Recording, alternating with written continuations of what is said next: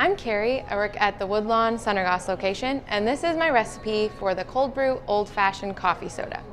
It's got orange simple syrup with Angostura bitters, cold brew concentrate diluted with Topo Chico mineral water over ice.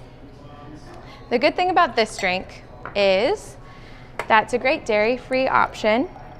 It's sweet without being overpoweringly sweet, and it's a good homage to our Louisville Derby season.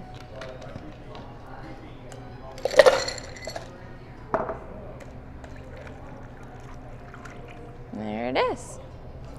Thanks for watching. What up, guys? This is Kela at Sunnergoss on Norris.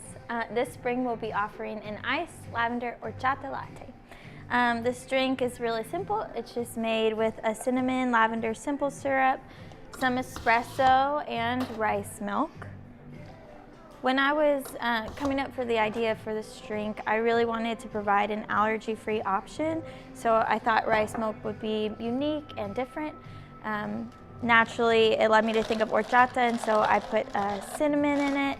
And then lastly, I wanted it to include a floral element, so I went with lavender because it's awesome. It's light, refreshing, and it's available today. Happy spring!